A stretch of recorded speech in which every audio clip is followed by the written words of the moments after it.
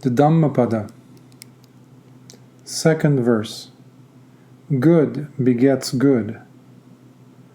Mano pubbangama dhamma, mano se tha manomaya, manasache pasannena, bhasativa karotiva, tato nang sukamanveti, chayava anapayini.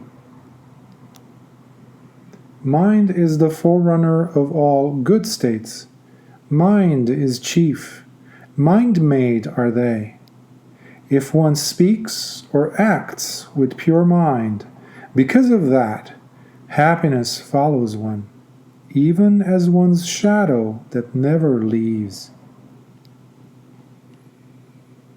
Why cry for the moon? Matha Kundali. Matha Kundali was a young Brahmin, whose father was very stingy and never gave anything to charity.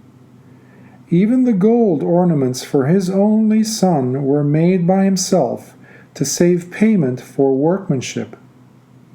When his son was suffering from jaundice, no physician was consulted until it was too late. When he realized that his only son was dying, he had the youth carried outside to the veranda so that people coming to his house would not see his possessions. On that morning, the Buddha, arising early from his deep meditation of compassion, saw in his net of knowledge Matha Kundali lying in the veranda.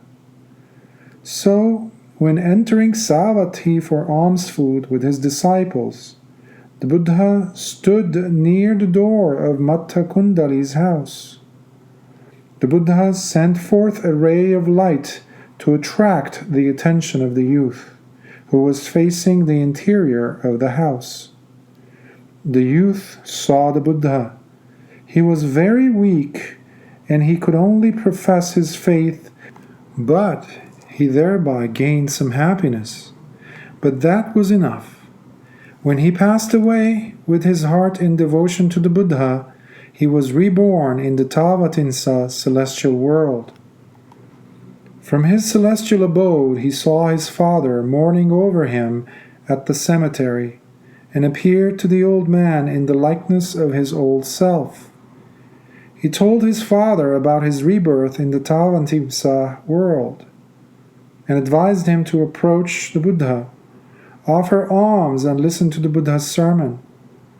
The old man did as he was told, and after the sermon, the question was brought up as to whether one could be reborn in a celestial world simply by mentally professing profound faith in the Buddha, without practicing charity or observing the moral precepts.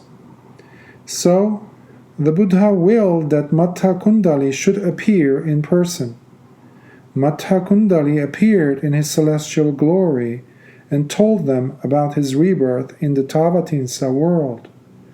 Only then did the listeners become convinced that the young man had attained much glory by simply devoting his mind to the Buddha.